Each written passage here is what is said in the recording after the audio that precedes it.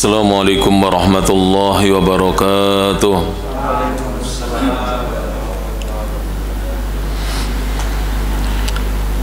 Innal hamdalillah nahmaduhu wa nasta'inuhu wa nastaghfiruh wa na'udzu billahi min shururi anfusina wa sayyiati a'malina. Man yahdihillahu fala mudilla lahu ومن يضلل فلا هادي له أشهد أن لا إله إلا الله وحده لا شريك له وأشهد أن محمدا عبده ورسوله يا أيها الذين آمنوا اتقوا الله حق تقاته ولا تموتن إلا وأنتم مسلمون يا أيها الناس اتقوا ربكم الذي خلقكم من نفس واحدة وخلق منها زوجها وبث منهما رجالا كثيرا ونساء واتقوا الله الذي تساءلون به والأرحام إن الله كان عليكم رقيبا يا أيها الذين آمنوا اتقوا الله وقولوا قولا سديدا يصلح لكم أعمالكم ويغفر لكم ذنوبكم ومن يطع الله ورسوله فقد فاز فوزا عظيما أما بعد فإن أصدق الحديث كتاب الله وخير الهدى هدى محمد صلى الله عليه وعلى آله وسلم وشر الأمور محدثاتها فإن كل محدثة بدعة وكل بدعة ضلالة وكل ضلالة في النار. Para bapak dan ibu, kaum muslimin dan kaum muslimat, ikhwan dan akhwat jamaah sekalian rahimani Allah wa iyyakum. Alhamdulillah, segala puji hanya milik Allah Subhanahu wa taala. Kita bersyukur kehadirat Allah Subhanahu wa taala di pagi atau di ahad pagi yang cerah ini. Kembali kita bisa duduk di majelis ilmu dalam keadaan sehat walafiat. Dan kitab yang rutin kita kaji bersama berjudul Tadhkiratus Sami'i wal Mutakallim, peringatan bagi mereka-mereka yang mendengar dakwah, mendengar pelajaran, dan bagi yang mengajarkan pelajaran tersebut. Fi adabil alimi wal muta'allim, yang membahas tentang adab penuntut ilmu, adabnya seorang alim, pengajar dan penuntut ilmu. Ta'lif disusun oleh Al-Imam Badruddin, yang mana beliau nama lengkapnya adalah Badruddin Abu Abdullah Muhammad ibnu Ibrahim ibn Sa'adillah ibn Jama'ah Al-Kinani Asy-Syafi'i, seorang ulama yang bermadzhab Syafi'i yang meninggal al-mutawaffa sanata 33 wa 700 hijriyatan, meninggal di tahun 733 Hijriah. Para bapak dan ibu yang rahmati Allah Subhanahu wa taala, kita masih dalam pembahasan fasal yang ketiga, dan pada kesempatan pagi ini masuk pembahasan poin yang ke-11.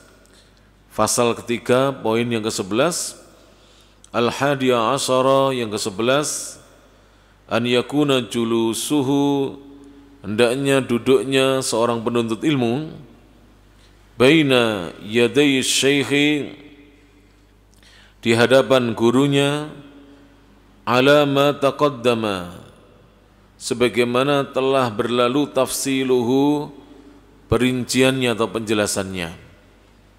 Jadi hendaknya duduknya seorang penuntut ilmu di hadapan syekhnya, gurunya, adalah sebagaimana telah berlalu penjelasannya. Wa hay'atuhu, dan keadaannya, kondisinya, fi adabihi, tentang adab, etika dan kesopanan seorang penuntut ilmu, ma'a syaikhihi, bersama gurunya. Jadi ketika kita belajar ilmu dan kita duduk di depan guru kita, ada adab-adab yang diajarkan oleh agama kita, agama Islam. Dan bagaimana kondisi kita duduk, ini perlu kita memahami etika, adab, kesopanan dalam Islam. Yang pertama, berjamaah yang rahmati Allah Subhanahu wa taala, yang harus diperhatikan adalah wa yuhdiru, hendaknya seorang penuntut ilmu menghadirkan kitabahu, kitabnya. Jadi ini yang paling utama, datang membawa kitabnya. Alladzi yaqra'a minhu, yang dia belajar dari kitab tersebut. Dan kitab itu dihadirkan atau didatangkan ma'ahu, bersamanya. Jadi ketika seorang duduk di majelis ilmu, diupayakan, ini yang paling utama, keadaan dan kondisinya adalah datang menghadirkan kitab yang akan dia pelajari dari gurunya. Ini bagi yang dimudahkan oleh Allah Subhanahu wa taala untuk memiliki kitab sendiri. Dan mungkin kalau bapak-bapak yang hadir di pengajian ini kan sifatnya pengajian umum ya. Walaupun pengajian umum, tapi asatidz kita, para guru kita kebanyakan tidak tematik ya, kecuali kalau tabligh akbar atau kajian yang jarang ya. Tapi kajian yang rutin sekalipun bulanan seperti kajian kita tetap berpedoman kepada kitab para ulama. Ini mau khatam, nanti ganti kitab lagi para jemaah. Setelah kita belajar tentang ilmu atau keutamaan mencari ilmu dan juga tata cara duduknya seorang di majelis ilmu, nanti akan kita pelajari bab atau materi yang lain. Jadi yang pertama, menghadirkan kitabnya yang akan dia baca. Dia baca di hadapan gurunya dari kitab tersebut. Yang kedua adalah, di antara adabnya adalah wa yahmiluhu, dia membawa kitabnya itu binafsihi, membawa sendiri. Artinya tidak menyuruh orang lain membawakannya. Makanya lihat ya, di pondok-pondok pesantren rata-rata santri sambil berjalan ke masjid atau ke kelas itu sudah membawa kitabnya. Kadang di tangan kirinya, kadang di tangan kanannya, diletakkan di dadanya, ada yang di dalam tasnya dan seterusnya. Intinya mereka datang membawa kitab. Dan para bapak dan ibu yang rahmati Allah Subhanahu wa taala, saya berharap bapak-bapak, ibu-ibu ini bisa membiayai putra-putrinya yang belajar atau menuntut ilmu di madrasah atau pondok pesantren ya. Dan jangan berat untuk membiayai anak-anak kita sekolah. Fa insyaallah kalau betul-betul kita ikhlas karena Allah Subhanahu wa taala, akan dimudahkan oleh Allah Subhanahu wa taala. Asal ikhlas, betul-betul mengharap pahala di sisi Allah agar anak-anaknya, putra-putrinya menjadi anak-anak yang solih dan solihah, insyaallah akan dimudahkan rezekinya oleh Allah Subhanahu wa taala. Ini sudah janji Rasulullah sallallahu alaihi wasallam, dan Rasulullah tidak mungkin berbohong dalam janjinya. Innama tunsaruna bidu'afaikum, sesungguhnya kalian itu ditolong oleh Allah dengan sebab kalian membantu yang lemah. Dan dulu di zaman Rasulullah ada seorang ya, yang dia agak mencela saudaranya. Kebetulan saudaranya itu dibiayai untuk belajar ilmu kepada Rasulullah sallallahu alaihi wasallam. Kemudian saudaranya yang mencela ini merasa dia yang mencari nafkah untuk adik atau kakaknya yang belajar ilmu. Dia merasa begitu, dia merasa keberatan kalau harus mencari nafkah. Maka Nabi kemudian mengatakan kepada sahabat yang merasa keberatan itu, innama tunsaruna bidu'afaikum, sungguhnya kalian itu ditolong dengan sebab kalian membantu orang-orang lemah. Dan penuntut ilmu rata-rata adalah orang-orang lemah, maksudnya lemah dari sisi materi. Kalaupun dia anak orang kaya tapi dia belum bekerja, dia harus dibiayai untuk bisa belajar dan menuntut ilmu. Jadi ini dalil bahwa para ulama itu menyampaikan tidaklah seorang itu membiayai anaknya untuk belajar ilmu kecuali dimudahkan. Saya yakin bahwa bapak yang sudah putra putrinya pernah kuliah baik di umum maupun agama, kadang-kadang secara hitungan matematik tidak masuk akal ya Bapak Ibu ya. Jadi anaknya kuliah semua, penghasilan kita loh hanya sekian. Saya punya mertua, istri saya baru cerita, di tahun kira-kira ya mungkin tahun kurang lebih 2000-an atau kurang atau lebih, itu penghasilannya itu hanya kalau sekarang ini ya 2 jutaan lah. Tapi bisa membiayai keempat anaknya kuliah, bayangkan. Kan kadang-kadang tidak masuk akal itu ya. Secara hitungan kertas tidak masuk akal. Apalagi kalau anaknya belajar ilmu agama Islam. Kadang-kadang kan ada di antara bapak ibu itu, penghasilannya ya hanya itu. Ibu hanya ibu rumah tangga, tapi dicukupi oleh Allah Subhanahu wa Ta'ala. Cukup itu tidak mesti berlebih, tapi cukup itu betul-betul tidak kekurangan dalam membiayai keluarga dan anak-anaknya yang sedang menuntut ilmu agama. Apalagi bapak-bapak harus diingat ya, kalau kita membiayai anak-anak kita belajar agama, maka sama dengan kita mendapatkan pahala wajib. Bukankah Nabi SAW bersabda, bukankah Nabi SAW mengatakan bersabda, talabul ilmi faridatun ala kulli muslim, menuntut ilmu kewajiban atas setiap muslim. Berarti ketika anak kita melaksanakan kewajiban, kita mendapatkan pahala wajib juga, karena kita yang membiayainya, maka diikhlaskan niat kita karena Allah Subhanahu wa Ta'ala.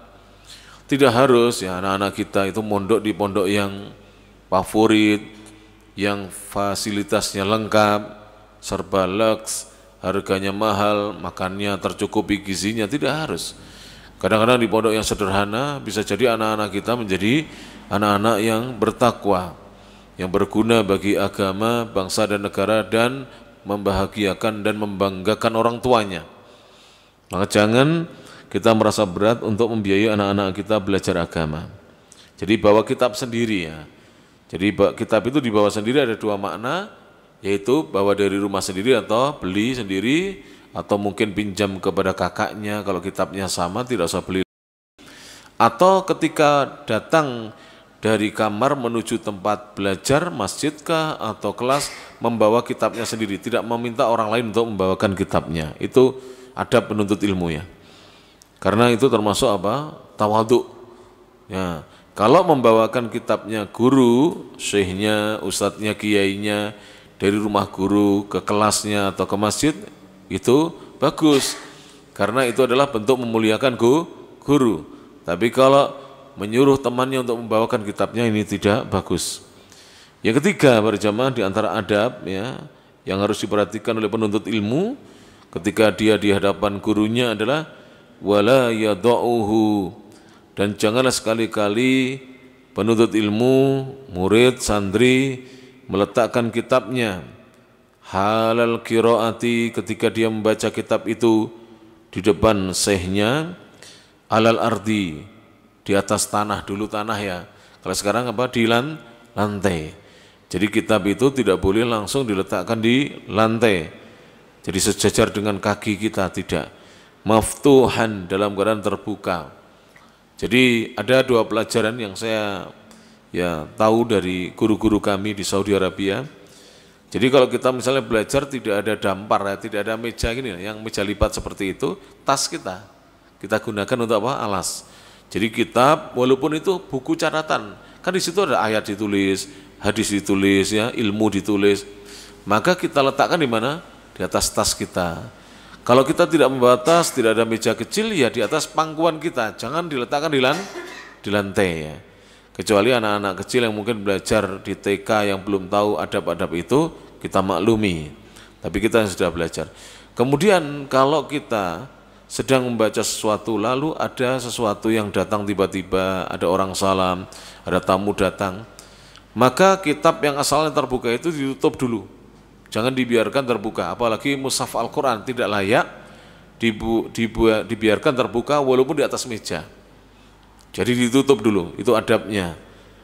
Ini sejak zaman salaf itu sudah diamalkan para jamaah yang rahmati Allah Subhanahu wa Ta'ala ya. Ditutup kitabnya. Nanti jika mau belajar lagi atau mau membukanya kembali baru dibuka. Jadi tidak dibiarkan kitab itu terbuka. Saya itu diingatkan di Saudi oleh guru-guru kita ya. Ulama-ulama sampai seperti itu. Kalau di Indonesia dulu kita diingatkan oleh para kiai kita, jangan meletakkan kitab kita di lantai. Itu tempat yang kita injak-injak ya. Kalau mau meletakkan, letakkan di atas sorban kita, di atas tas kita, di atas meja kecil, dulu namanya dampar kalau di Pare atau di Kediri. Di sini sama, meja kecil itu dampar namanya. Jadi sama lah ya. Tidak boleh diletakkan di bawah. Itu kurang memuliakan ilmu. Dan ada kesan sombong kalau kita meletakkan buku kita yang ada catatan ilmunya di bawah. Seperti kita kurang memuliakan ilmu. Kemudian yang keempat, di antara adabnya berjamaah rahmat Allah Subhanahu wa taala, bal yahmiluhu, bahkan hendaknya seorang membawa kitabnya itu biyadaihi, dengan dua tangannya. Bagaimana? Begini. Jadi sebagian santri itu kan ada bawa kitab begini boleh, dengan tangan kanan begini boleh, begini. Tangan kiri juga boleh, tapi bagusnya dengan tangan atau dengan dua tangan. Ada yang bawa kitabnya itu begini. Jadi begini. Lihat kan santri kalau datang ke kelas itu. Nah, itu sudah diajari oleh ulama-ulama dahulu para jemaah. Hal itu tidak wajib, itu bagian dari adab, etika kita memperlakukan ilmu. Karena di situ tertulis ayat-ayat Al-Quran, hadis-hadis Rasulullah Sallallahu Alaihi Wasallam dan seterusnya. Dan dahulu para sahabat tidak pernah menyia-nyiakan ilmu atau tidak menghormati dan memuliakan ilmu. Wa yaqra'u minhu, hendaknya dia membawa kitabnya itu dengan dua tangannya dan dia membaca dari kitab yang dimilikinya. Jadi jangan dibiasakan pinjam kitab temannya. Ini kalau belajar yang sekarang ya, klasikal atau sistem belajar di pesantren, santri belajar langsung dengan gurunya ya, baik dia yang membaca maupun gurunya yang membaca, maka dianjurkan santri itu punya kitab. Maka Bapak Ibu, kalau anak-anak kita mondok diupayakan ya dibelikan kitab. Jangan berat. Itu tidak terasa. Kalau kita belikan satu kitab bulan depan, ya Abi, Bapak, ini ada kebutuhan beli kitab berapa nak? 25.000, ya sudah saya kirim nanti uangnya, beli kitab. Tidak terasa nanti pulang 3 tahun, apalagi kalau SMP 3 tahun, SMA 3 tahun, 6 tahun, kitabnya sudah banyak. Tapi kalau orang tua berat untuk membelikan kitab, anak ya kurang semangat para jemaah. Kurang semangat dalam belajar dan nanti juga kurang maksimal di dalam belajar. Karena dia tidak memiliki kitabnya, kecuali kita memang tidak mampu sekali. Kemudian yang kelima, di antara adab yang diajarkan di fasal atau di fasal ketiga bab yang ke-11 ini, wala yaqra'u, dan selayaknya seorang penuntut ilmu tidak membaca. Jadi tidaklah dia membaca hatta yasta'dina syekh, hingga dia meminta izin kepada gurunya. Jadi seorang yang belajar, yang gurunya biasanya menyuruh satu persatu muridnya untuk membaca atau memilih satu di antara misalnya muridnya untuk membaca, maka jangan langsung membaca kecuali meminta izin. Contoh caranya bagaimana? Syekh, boleh saya membaca? Seperti itu. Jadi izin seperti itu. Kami di Saudi begitu. Jadi kalau kita mau membaca menjadi koreknya Syekh, kita minta izin. Kadang-kadang izinnya sebelum masuk kelas dulu, atau sebelum kelas dimulai. Itu sudah kita meminta izin. Dzakarahu al-Khatibu, dan hal ini disebutkan oleh Al-Khatib Al-Baghdadi, ulama salaf dahulu ya. An jama'atin, beliau menukil dari sejumlah minas salafi, dari kalangan as-salafus saleh. Jadi para salaf dahulu itu tidak akan membaca di depan gurunya kecuali jika ditunjuk atau sudah meminta izin. Jadi ditunjuk atau meminta izin para jamaah. Wa qala, dan beliau mengatakan yajibu, wajib, an la yaqra'a, untuk tidak membaca, hatta, hingga ya'dzana lahu syekhu, syekh atau guru mengizinkan untuknya. Jadi wajib seseorang tidak membaca sampai diizinkan oleh gurunya, oleh syekhnya untuk membaca. Ini ada para jamaah ya rahmati Allah Subhanahu wa ta'ala. Wala yaqra'u, dan janganlah seorang penuntut ilmu membaca inda, ketika syughli, sibuknya atau repotnya, qalbi syekhi, hatinya syekh. Jadi misalnya syekh kedatangan tamu, pasti hatinya itu repot itu. Sibuk, ingin segera ikramud duyuf, memuliakan tamu. Maka jangan kemudian, syekh saya baca ya, jangan. Tunggu dulu sampai gurunya, ayo antum baca, ayo mas dibaca, baru kita membaca. Jadi kadang-kadang guru hatinya tersibukkan dengan sesuatu, misalnya gurunya diberitahu oleh putranya agar segera pulang, misalnya istrinya mencari, maka jangan disibukkan dengan membaca. Nanti guru tidak konsentrasi, akhirnya kurang ikhlas dalam mengajar. Au malalihi, atau jangan membaca di saat gurunya jenuh, sudah capek, sudah lelah, mulai jenuh mendengarkan ya bacaan muridnya, apalagi bacaannya itu banyak salahnya ya. Maka tunggu sampai gurunya sudah semangat lagi untuk mengajar. Au ghammihi, yang ketiga, atau di saat gurunya sedih, gundah gulana. Jadi kalau orang sedih itu jangan dimintai untuk mengajar ya, biarkan dia agak berkurang dulu kesedihannya. Ini pelajaran-pelajaran seperti ini sebelum datang ilmu psikologi barat sudah ada nih. Ini ilmu psikologi nih. Jadi guru itu tidak akan bisa mengajar dengan apa?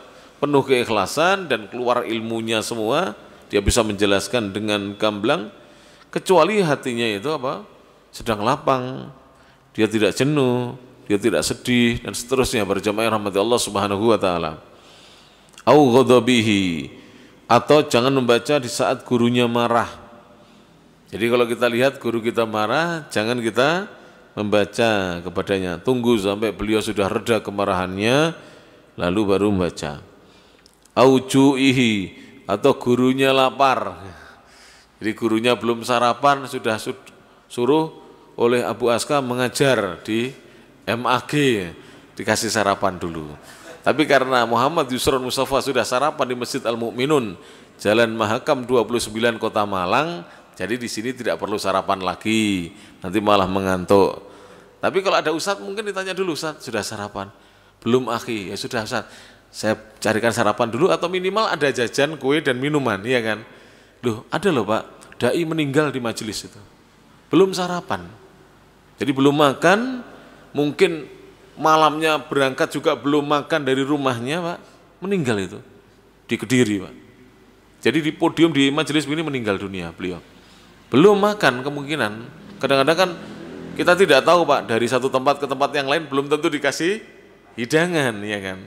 Kadang-kadang tidak sempat, sudah ditelepon, Ustaz segera datang. Wah ini akhirnya ya, tapi meninggalnya insya Allah husnul khotimah. Tetapi kasihan lah anak istrinya kalau masih muda, ya kan, para jamaah, meninggal gara-gara belum sarapan atau belum makan ya.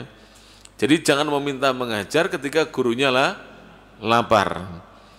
Saya di beberapa tempat itu kalau mau mengajar disuruh masuk kantor dulu atau apa dulu, tidak boleh, harus ngicipi makanan dulu dan minuman baru boleh ngajar. Masya Allah, mengamalkan apa yang ada di kitab ini ya. Karena tidak boleh meminta gurunya mengajar sedangkan gurunya lapar, nanti pikirannya ke makanan terus ya. Konsentrasinya ke makanan, melihat jamaahnya tapi hatinya kemana-mana karena masih lapar ya. Au atashihi, atau dikala gurunya dahaga atau haus yang sangat, jadi diberi minum. Sini alhamdulillah ya, Abu Aska sudah ada minuman aslah, ini 3, kemudian teh sak jembung ya, ini masya Allah sudah saya minum hampir separuh ya. Ini sudah tetap tepat ini. Jangan gurunya haus itu disuruh mengajar. Au nuasihi, atau gurunya mengantuk. Ini saya mengantuk, saya sudah ditawari sama Abu Kasa, istirahat dulu Ustaz. Enggak, saya langsung aja kamar mandi biar hilang kantuknya. Alhamdulillah hilang. Jadi kalau ustadznya masih mengantuk, tiba misalnya dari Jawa Tengah, walaupun itu jam mengajar jam 7, biar istirahat dulu sebentar. Barang setengah jam, 1/4 jam baru mengajar. Jamaahnya ngobrol-ngobrol dulu Pak. Jadi panjenengan itu kalau kajian jangan ngaji kemudian pulang, jangan. Silakan ngobrol-ngobrol dulu, siapa tahu besanan Pak ya. Ya jadi besan ya kan. Terus siapa tahu ada pemuda yang belum menikah jadikan menantu, kan begitu. Loh bagus itu Pak. Di zaman Rasul kan begitu. Mungkin kuat. Biasanya, mohon maaf ya, saya bukan mengkritisi ya, tapi ini sebagai pelajaran. Kadang-kadang bapak-bapak itu kalau di majelis tidak pernah ngobrol, itu nanti kalau ada sesuatu mesti gampang pisah itu. Akhirnya pisah majelis, tidak mau ngaji lagi di MAK dan seterusnya. Tapi kalau besanan kuat Pak ya. Ya kalau besanan semakin kuat ini persaudaraannya, kan begitu. Ada yang diambil menantu ya ta? Semakin kuat para jamaah rahmati Allah Subhanahu wa taala. Dan banyak guru-guru kita itu muridnya santrinya jadikan menantu. Ustadz Abdullah Amin itu murid seniornya jadikan menantu ya. Kemudian Ustadz Dr. Abdullah Roy LCMA itu salah satu muridnya jadikan apa? Menantu, seperti itu para jamaah. Ustadz Aun Rafi Gufron itu Ustadz Abu Ubaidah itu menantunya, itu dulu santri seniornya. Sejak kecil sudah mondok di Sidayung Gresik Al Furqon, jadikan menantu, kan gitu ya. Jadi saya nanti juga mandang-mandang sopo tadi menantu gitu ya. Kok sepo-sepo, aduh. Jadi kan saja kula nggih purun Ustaz gitu lah. Jenengan purun ibuke sing ngomah, bengok-bengok nggih. Seperti itu. Jadi kita seperti itu, Pak. Jadi jangan misalnya ustadznya terlambat, ustadz kadang teko-teko, buat ngobrol daripada kita gibah ustadznya, kita ngobrol ya ta. Mungkin obrolan apa yang nanti bisa dibicarakan, bisa saling berkunjung nantinya. Jadi jangan meminta mengajar kepada gurunya, gurunya sedang mengantuk. Awistifazihi, atau gurunya ingin mendapatkan sesuatu tapi belum dapat, jadi pikirannya hanya kepada sesuatu itu. Auta'abihi, atau pada lelahnya guru. Jangan guru lelah langsung diminta untuk mengajar. Wa idza ra'a syaikhu, kami dulu pernah belajar dengan Ustadz Khodir. Beliau adalah kakaknya Ustadz Abu Muhammad Dzulqarnain bin Muhammad Sunusi dari Makassar. Saya mondok di sana, di As-Sunnah Makassar. Kakaknya beliau adalah guru saya. Itu beliau kalau pulang mengajar dari taklim itu kadang-kadang jam 11 malam. Itu langsung datang di meja begini, dok. Kum, bangun. Langsung santri wudu, belajar 11 malam, Pak. Beliau seringnya paling sore jam 10, setengah 11, jam 11 malam. Nanti setengah jam beliau mengajar itu tiba-tiba beliau gini, tidur, ngantuk. Santri nanti tidak berani Pak meninggalkan majelis itu. Kualat ya. Jadi semua duduk ya, diam sampai beliau terjaga lagi, minum, baru ngajar lagi, Masya Allah. Jadi dibiarkan dulu gurunya menyelesaikan lelahnya, karena dari luar kota pulang dari taklim di luar di masjid-masjid masih mengajar santrinya, seperti itu. Guru-guru saya sering kadang-kadang begitu. Jadi di majelis itu beliau tiba-tiba diem gitu, ngantuk kan, tiba-tiba ngajar lagi. Ya kita tunggu sampai beliau hilang rasa lelahnya.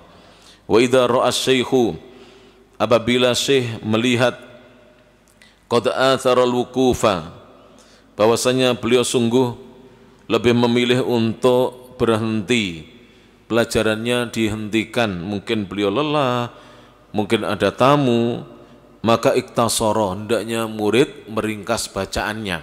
Kan ada qori ya. Qori itu kan membacanya sesuai dengan apa yang diperintahkan oleh syekh, baca 1 halaman, baca setengah halaman. Lah kalau guru mengisyaratkan kepadanya untuk berhenti, maka diringkas bacaannya, jangan dipanjangkan. Wala yahujuhu ila qawlihi, dan jangan dia memaksa gurunya untuk mengatakan kepadanya iktasir, ringkaslah bacaanmu, pendekkan bacaanmu. Tapi hendaknya kita melihat kondisi guru, maka kita meringkas. Ini di zaman dahulu. Zaman dahulu itu cara belajarnya begini, berjamaah ada 2 cara ya. Qori membaca di samping guru, atau masing-masing itu datang berurutan, bergiliran. Ke gurunya dia baca, nanti ditandai sampai mana, ganti belakangnya lagi baca sampai mana ya. Jadi ada sistem di pesantren bandongan dan sorogan namanya. Jadi ada sistem yang guru mengajar di hadapan orang banyak, salah satu santrinya ditunjuk membaca atau nanti bergantian membaca. Kalau saya biasanya sekarang ini ya, kalau di masjid-masjid yang ada murid kita, itu saya tunjuk satu untuk jadi qori. Di masjid-masjid ya, yang ada murid kita.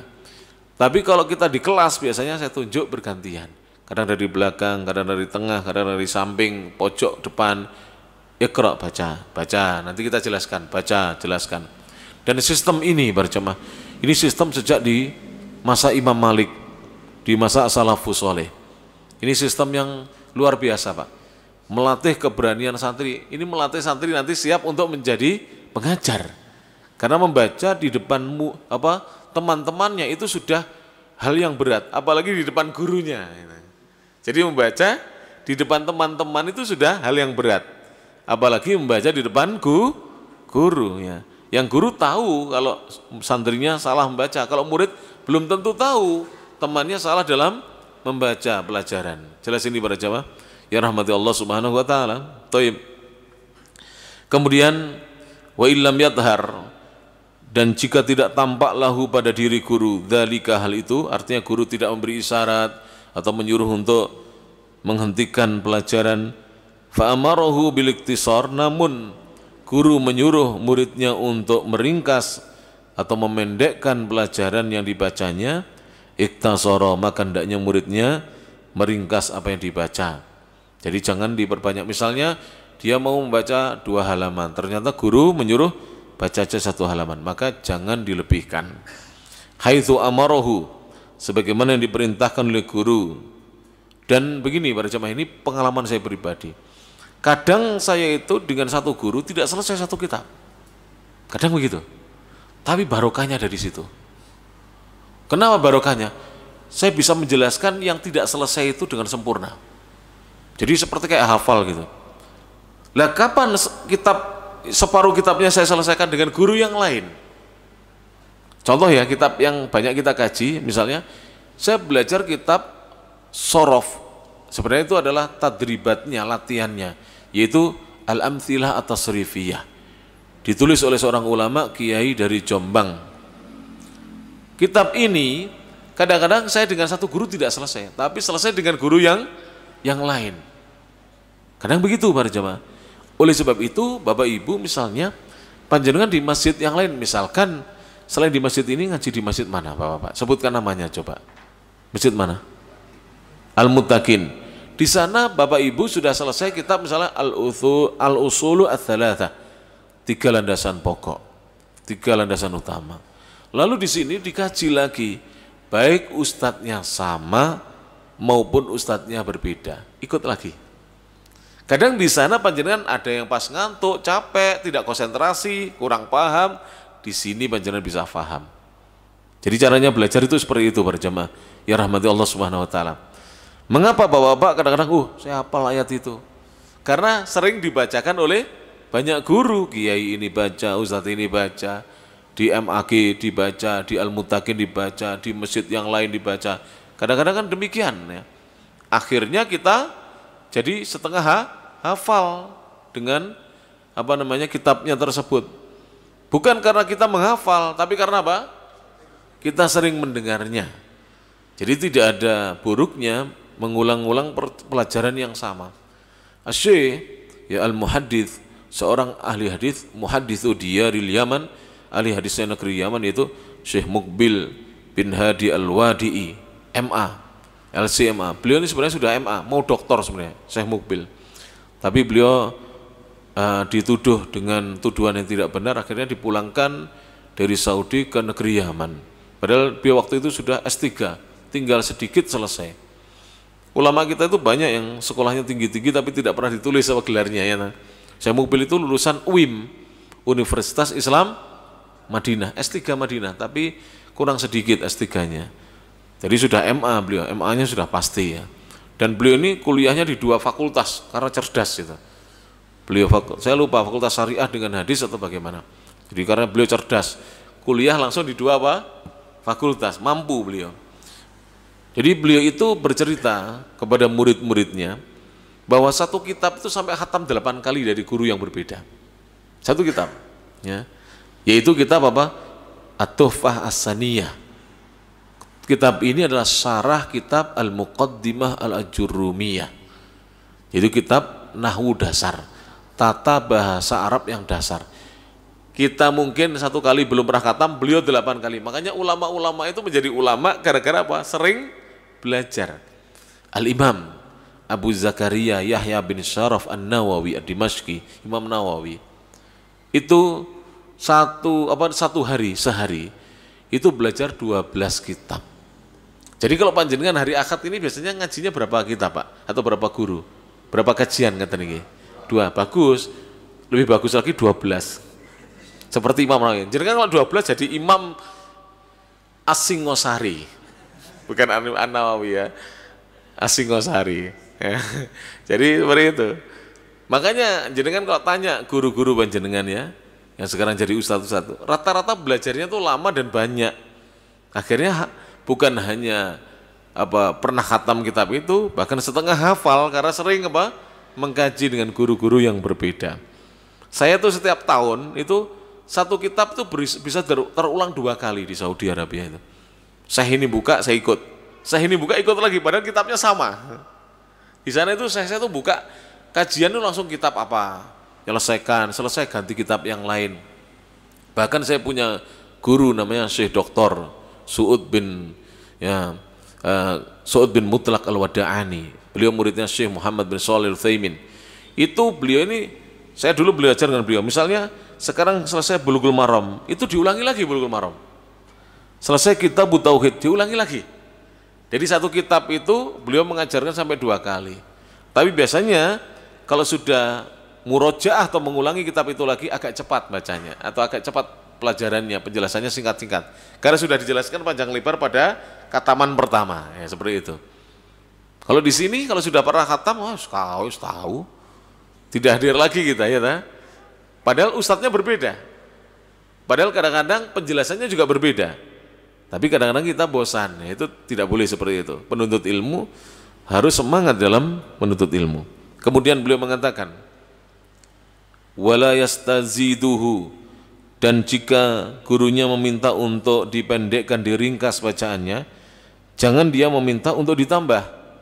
Wa idza ayyana lahu qadran, apabila guru menentukan untuknya satu kadar ukuran bacaan, misalnya 1 lembar bolak-balik, 2 lembar, atau setengah halaman, atau 1 halaman, 1 wajah. Kalau di Arab mengatakan 1 halaman itu 1 wajah. Jadi wajhun wahid, 1 wajah. Fala yata'adda, maka jangan dia melampaui apa yang ditentukan oleh guru. Baca 1 halaman, ya sudah, jangan dilewati. Walaupun sedikit dari halaman itu jangan dilewati. Karena keberkahan itu bukan dari banyaknya belajar, tapi keberkahan ketika kita ya mengikuti apa arahan guru kita, para jemaah. Apa yang diarahkan oleh guru kita. Itu keberkahan di situ. Para jemaah yang rahmati Allah Subhanahu wa taala, bisa ditanyakan kepada ustaz-ustaz kita. Silakan ditanyakan. Iya, saya kadang-kadang satu kitab tidak selesai dengan guru saya si fulan misalnya. Tapi saya paham dari guru saya yang kedua.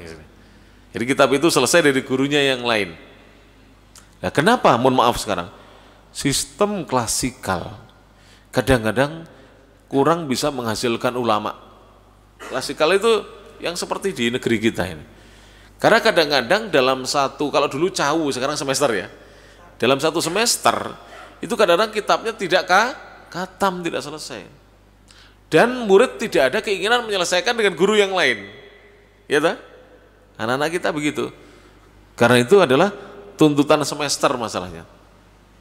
Dan guru kadang-kadang juga, kalau menurut saya pribadi, kurang tepat dalam memberikan nilai. Sehingga anak hanya mengejar nilai. Dia tidak ingin memahami dengan baik. Kalau saya para jemaah ya, dari awal mengajar mesti saya umumkan di kelas-kelas itu, santri-santri baik jenjang SMA maupun perguruan tinggi saya sampaikan ya, nanti saya akan khatam. Dan biasanya saya khataman 1,5 kali saya gitu.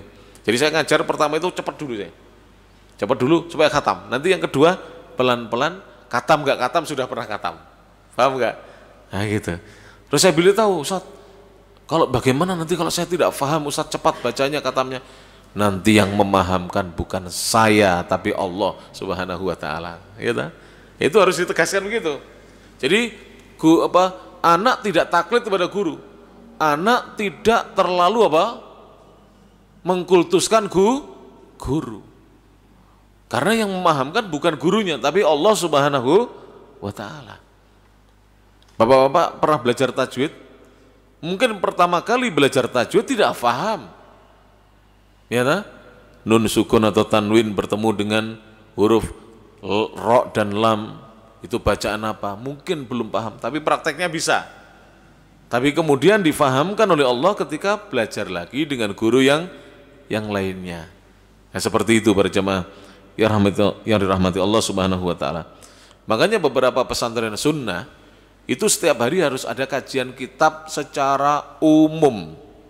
Jadi ada darsun khos dan ada darsun am namanya. Pelajaran khusus itu yang klasikal sesuai dengan jenjang kelasnya, dan pelajaran umum menghabiskan kitab sampai khatam dengan guru yang berbeda-beda. Di tempat kami begitu, Pak. Jadi ada pelajaran khusus di kelas sesuai dengan jenjang kelasnya. Pelajaran umum ya ikut sama-sama begini. Mau yang SD, mau yang SMP, maupun yang jenjang SMA, maupun yang ma'atali perguruan tinggi, duduk bersama. Kitabnya dikaji sama. Ya. Cuma nanti kadang-kadang yang ditanya yang gede-gede aja, yang kecil-kecil jangan ditanya dulu. Belum paham kadang-kadang ya. Nah, seperti itu. Itu untuk apa? Pertama melatih keikhlasan. Yang kedua juga di situ kita mulazamah sebagaimana ulama-ulama. Jenengan ini sebenarnya mulazamah ini. Kan di sini Pak Abu Askat tidak menuntut saya harus khatam dalam 1 tahun. Saya bisa Pak menghatamkan ini cepat. Tapi Pak jenengan nanti paham apa tidak? Ya. Karena mungkin Pak jenengan kemungkinan besar ya, ini dugaan saya, tidak akan lagi mau menghatamkan kitab ini dengan guru siapapun, ya enggak? Wis tahu ngaji, paham boten? Ngaji mana? Waduh, kitab lintu mau Ustaz. Pun balik ini malih, padahal belum paham. Kadang-kadang belum paham kita. Jelas ini para jemaah. Ya, beberapa pesantren begitu caranya. Wala yaqulu talibun li ghairihi, dan jangan seorang murid mengatakan kepada murid yang lain, iktasir, ringkaslah bacaanmu. Misalnya saya disuruh, kamu jangan panjang-panjang ya Yusron. Saya jangan menyuruh orang lain untuk jangan panjang-panjang dulu juga. Kan berbeda setiap santri itu kemampuannya. Karena syekh atau guru itu tahu kemampuan masing-masing apa? Murid. Ketika saya suruh baca itu Pak, ya santri, itu ada yang baru 1 baris itu saya suruh berhenti. Lah piye wis gembrobos ya dek. Tak terus ini lah tambah stres nih ya. Karena dia belum begitu mengerti bahasa Arab. Yang lain lancar. Saya diem aja sampai setengah halaman dibaca sama dia. Paham betul maksudnya? Lah itu. Guru harus begitu, jangan disamakan Pak. Misalnya bapak-bapak ada yang jadi guru di sini atau jadi dosen misalnya, kita tahu murid kita ini agak kurang dalam apa pemahamannya, hafalannya. Jangan diberi pertanyaan atau ditugasi yang berat. Nanti dia malah stres, tidak mau belajar. Jadi seperti itu. Imam Asy-Syafi'i pernah mendapati ada muridnya yang tidak paham-paham. Sudah paham ya fulan? Belum ya Imam. Terangkan lagi. Sampai Imam Asy-Syafi'i takut membuat bosan teman-teman yang lain yang sudah paham. Akhirnya dipanggil, kamu ke sini. Nanti kamu ke rumah, ya ke rumah guru, ke rumahku, saya ajarkan kepadamu sampai paham. Akhirnya betul, murid ini ke rumahnya Imam Syafi'i. Diajari, tanya lagi, sudah paham? Belum ya Imam. Ternyata setelah Imam Syafi'i meninggal, beliau jadi imam besar. Jadi orang belum paham itu belum tentu tidak akan paham. Bisa jadi di situ Allah memahamkan pelan-pelan, tapi hafalannya lebih lengket daripada murid yang cepat paham, tapi hafalannya lebih apa? Cepat, ngelontok, terus ceblok, lupa. Maka hafalan yang baik itu, hafalan di luar kepala atau di dalam kepala? Di dalam kepala. Jangan di luar kepala, Pak. Kalau di luar kepala itu ceblok, kalau dalam kepala tidak akan jatuh, ya tak? Kalau di dalam kepala hafalannya. Jelas ini para jemaah. Illa kecuali bi isyarati syekh, dengan isyarat dari syekh untuk temannya yang lain memendekkan bacaannya, tidak membaca banyak atau panjang. Au dhuhuri itsarihi dzalika, atau tampak bahwa syekh lebih memilih hal itu. Jadi ini pelajaran yang bisa diambil dari poin yang ke-11, bahwa kalau kita belajar di depan guru mau membaca, hendaknya kita menghadirkan kitab kita dan kita membawa kitab itu sendiri, jangan menyuruh orang lain untuk membawanya. Dan kita tidak meletakkan kitab itu ketika kita membaca di lantai atau tanah dalam keadaan terbuka, dan hendaknya dibawa dipegang dengan dua tangannya, dan dia membaca dari kitabnya sendiri, tidak membaca meminjam kitab orang lain. Dan ya, tidak boleh seorang membaca sebelum diizinkan oleh guru. Kalau guru sibuk, guru sedang bosan atau jenuh, guru sedang gundah gulana atau sedih, guru sedang marah, guru sedang lapar atau haus atau dahaga, sedang mengantuk, atau sedang ingin mendapatkan sesuatu, mencari sesuatu tidak ketemu-ketemu misalnya, atau sedang lelah, maka jangan kita paksa guru untuk ya menyimak bacaan kita. Kemudian berjamaah rahmati Allah Subhanahu wa taala, ats-tsaniyah asyara, pelajaran yang ke-12 atau bab yang ke-12. Ini masih fasal yang ke-3. Ini sekarang bab yang ke-12. Apa pelajaran yang bisa diambil yang disampaikan oleh Al-Imam Ibnu Jama'ah rahimahullahu taala? Idza hadarat naubatuhu, apabila datang kepadanya, jadi tiba-tiba datang kepadanya naubah. Naubah itu sesuatu yang mengganggu atau musibah atau apa saja yang menimpa dirinya.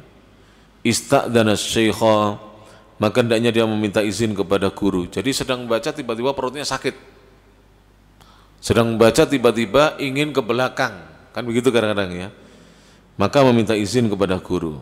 Kama dzakarnahu, sebagaimana kami telah menyebutkannya. Fa idza adzina lahu, apabila guru mengizinkan kepadanya, ista'adza billahi minasyaitonir rajim, atau naubah itu bisa berarti kesempatan. Itu maknanya banyak. Jika datang kepadanya kesempatan dia untuk membaca, dia minta izin kepada guru sebagaimana telah disebutkan. Dan jika guru sudah mengizinkan untuk membaca, ini disarankan oleh Imam Ibnu Jama'ah untuk membaca ta'awud, yaitu ista'adza billahi, dia meminta perlindungan kepada Allah minasyaitonir rajim, dari setan yang terkutuk. Jadi minta perlindungan itu sunnah muakkadahnya ketika mau membaca Al-Quran. Tapi kalau membaca kitab atau hadis, ini disarankan, walaupun bukan hukumnya tidak sampai sunnah muakkadah. Kalau yang sunnah muakkadah, sunnah sangat ditekankan itu ketika mau membaca Al-Quran dari awal surat, maka bacalah apa? Pertama, at-ta'awudz. Jadi ista'adza billahi, beristiadah meminta perlindungan kepada Allah minasyaitonir rajim. Tsumma yusammi, kemudian membaca atau menyebut Allah, nama Allah, membaca bismillah. Jadi bertawud dulu baru membaca apa? Bismillah. Ta'ala, menyebut nama Allah Ta'ala, itu bismillah. Wa yahmaduhu, lalu memujinya. Kemudian ini yang pertama ta'awud dulu ya, dikasih angka biar gampang. Yang kedua membaca bismillah. Yang ketiga memuji Allah. Kemudian yang keempat wa yusalli ala nabi sallallahu alaihi wasallam. Lalu yang keempat membaca salawat kepada Nabi sallallahu alaihi wasallam, wa ala alihi, dan kepada keluarganya Nabi, wa sahbihi, dan para sahabatnya. Ini yang keempat, ya ta? Membaca salawat. Jadi sebelum membaca kitab ini dianjurkan seperti itu.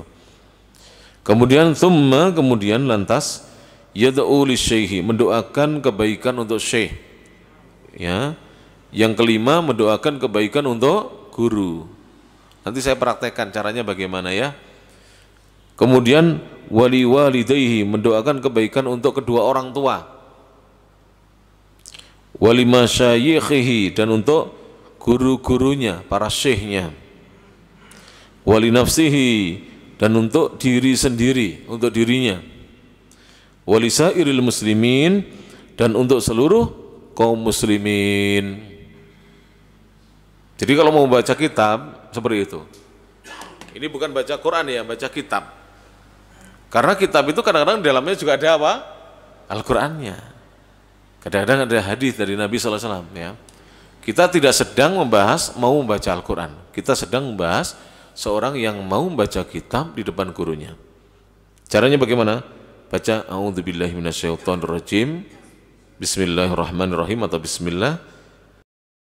Alhamdulillahirabbil alamin. Wassalatu wassalamu ala asrafil anbiya'i wal mursalin sayyidina Muhammadin wa ala alihi wa sahbihi ajmain. Allahumma ighfir li syekhina wali walidayna wali masyayikhina kemudian wali sairil muslimina ajmain amin ya rabbal alamin. Ini singkat ini ya. Biasanya kan begitu di Arab di tanah Arab itu mesti begitu. Ya murid-murid yang menjadi qori syekh itu mesti mengatakan begitu.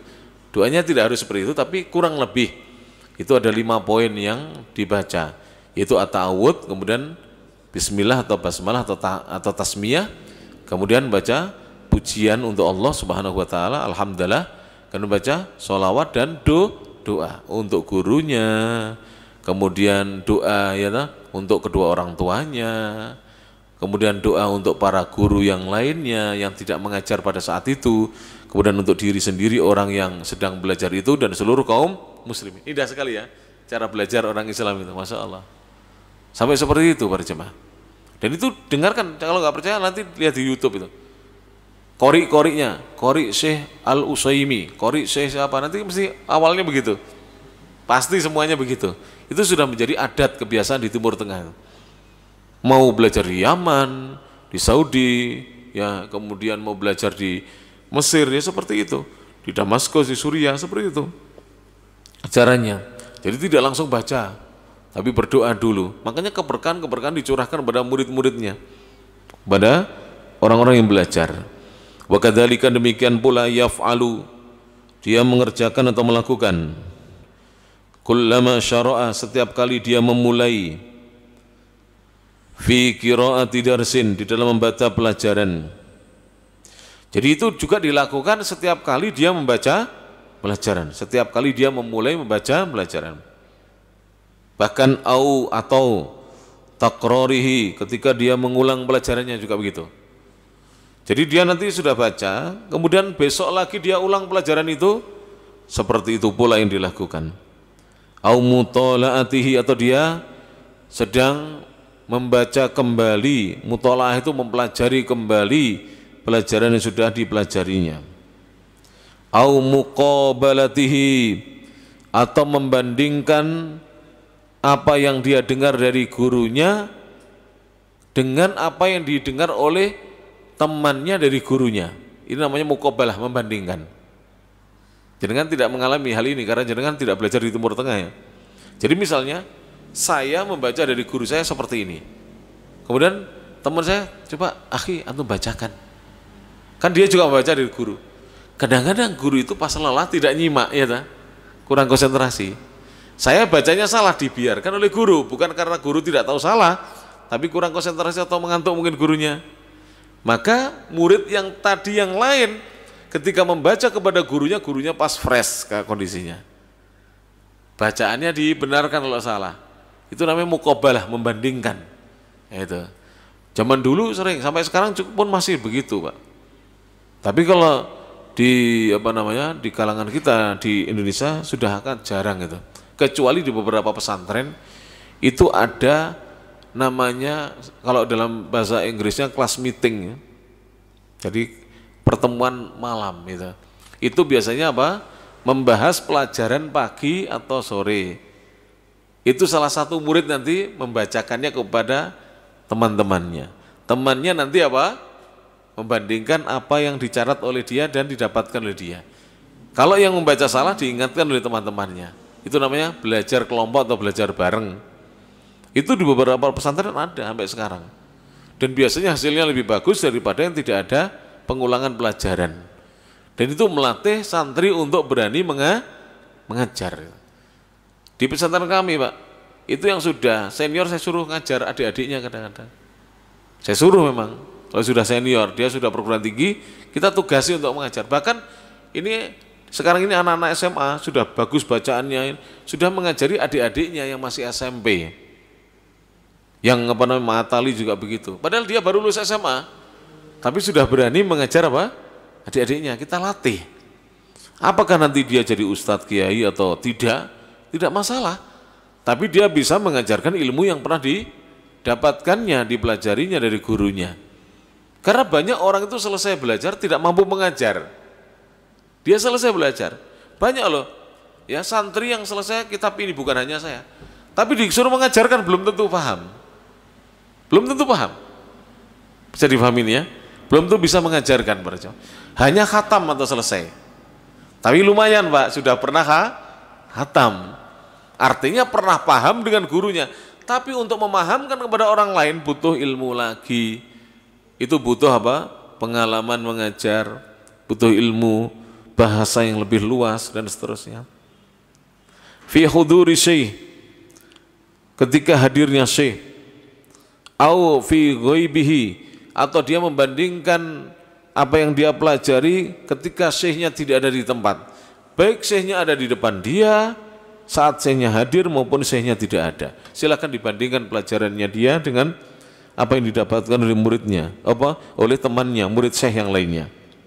Illa kecuali annahu yakhussas syaikha bidzikrihi fid du'ai wa inda qiraatihi alaih, melainkan dia mengkhususkan untuk gurunya, untuk menyebut nama gurunya dalam doanya dia, atau ketika dia membaca ya di hadapan gurunya atau untuk gurunya disebut nama gurunya. Misalnya dia mendoakan kepada Allah Subhanahu wa taala, wa ghafarallahu li syekhina asy-syekh, misalnya siapa disebutkan namanya. Semoga Allah mengampuni syekh kami, yaitu syekh siapa disebutkan namanya. Wa yatarahamu, dan hendaknya dia mendoakan dengan doa rahmat ala musannifil kitabi, atas penyusun kitab tersebut. Saya tadi bacanya bagaimana? Qala al-Imam Ibnu Jamaah, saya baca lengkap ya. Badruddin rahimahullahu taala itu. Ini mengamalkan hadis ini. Apa mengamalkan pelajaran di sini. Jadi jangan kalau kita membaca kitabnya seseorang kita tidak mendoakan. Kalau guru kita masih hidup atau musannifnya, penulisnya masih hidup, kita katakan apa? Hafizahullah. Kalau sudah meninggal, rahimahullah, semoga Allah merahmatinya. Inda qiraatihi, ketika dia membaca kitab dari musannif tersebut. Wa idza da'at talibu lisyaikhi, dan ketika murid mendoakan guru, qala, maka murid bisa mengatakan wa radhiyallahu ankum, semoga Allah meridhai engkau wahai guru, au an syaikhina, atau semoga Allah meridhai guru kami, maksudnya ya guru yang ada di depan kita, wa imamina, dan imam kami, ya, wa nahwa dzalika, atau yang semisal itu. Wa yaqsidu bihi syekh, dan dia memaksudkan doa itu untuk gurunya. Jadi mendoakan guru itu luar biasa ya. Jadi orang pertama akan memuliakan guru, kemudian yang kedua itu sebagai bentuk terima kasih kita kepada guru yang kadang-kadang kita tidak bisa memberi apa-apa kepada guru. Dan mohon maaf ya, murid salam tempel kepada guru itu bukan guru itu hubud dunia, tidak. Kadang-kadang teman-teman yang tidak tahu dunia pesantren itu menyangka kalau ustadz, kiai dapat amplop itu dirinya sendiri, tidak. Tidak para jamaah. Banyak guru-guru kami itu dapat amplop semuanya untuk pesantren. Beliau mencukupkan dari sawahnya, dari tokonya. Penjenengan tidak tahu. Kami tahu. Jadi kita ini orang pesantren tahu, Pak. Al-Ustadz Onur Rafiq Gufron LC dari Pondok Pesantren Al-Furqan Sidayung Gresik itu kalau dapat amplop untuk pesantren, beliau hanya mengambil sedikit untuk keluarganya. Bahkan beliau ini sampai cari rosok dulu untuk kehidupan keluarganya. Makanya pondoknya maju. Amplop-amplop itu tidak hanya untuk beliau sendiri, tidak. Jadi jangan menuduh guru-guru kita dengan tuduhan tidak baik, kalau kita tidak tahu hakikatnya. Al-Ustadz Yazid bin Abdul Qadir Jawa, salah satu guru kami. Saya 1,5 tahun belajar mulazamah dengan beliau. Itu beliau kalau dapat amplop dikembalikan lagi ke panitianya. Bahkan masjid-masjid yang dibangun, kalau Ustadz Yazid kenal dengan MAG, oh dapat 100 juta lebih jenengan. Loh bener. Al Furqon itu dapat kiriman transferan 100 juta berapa kali itu sampai jadi masjidnya. Jadi jangan dikira guru-guru kita tidak pernah bersedekah, hanya nyuruh jamaahnya bersedekah, tapi mereka tidak mengamalkan, tidak. Panjenengan kan tidak tahu, makanya saya cerita nih supaya tahu. Ustadz Mubarak Bamu Alim LC MHI Hafizahullah Ta'ala, beliau guru kami ya, saya belajar dengan beliau hampir kurang lebih satu setengah tahunan ya. Itu beliau itu kalau saya pulang ke rumah dikasih uang saku. Pernah paling tinggi itu tahun 2000 loh, 25 tahun yang lalu, 600.000. Ini bagi dengan adikmu. Kebetulan adik saya juga santrinya beliau.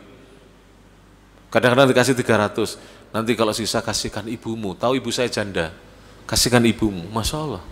Ngambil dari laci itu dikasihkan kepada kami. Pagi-pagi habis sholat subuh, kalau kami ketemu beliau di masjid itu, ayo Yusron kita cari bubur Maryam, roti Maryam, makan roti Maryam. Guru-guru kita begitu. Maka saya sangat tidak setuju mengatakan itu Ustadz Kiai gila amplop, tidak benar itu para jemaah.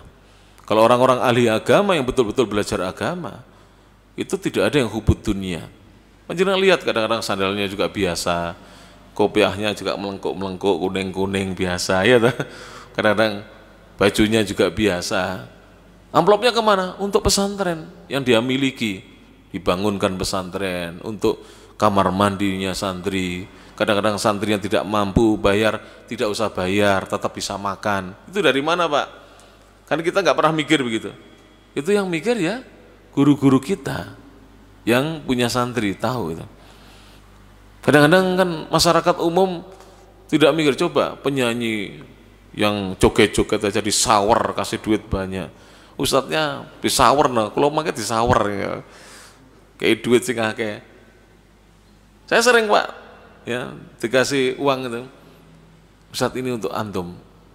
Udah Pak, saya tulis saja ini untuk pesantren aja, biar untuk pembangunan panjenengan nanti dapat sedekah jariah. Kalau untuk saya paling saya makan habis. Ya. Jadi seperti itu Pak. Tidak boleh kita menghina guru-guru kita. Ini saya ingatkan supaya kita tidak memandang guru dengan pandangan yang hina atau rendah. Mereka telah berjuang untuk agama kita, berjamaah rahmati Allah Subhanahu wa taala. Sudah selayaknya ya mereka kita bantu kalau memang mereka butuh bantuan.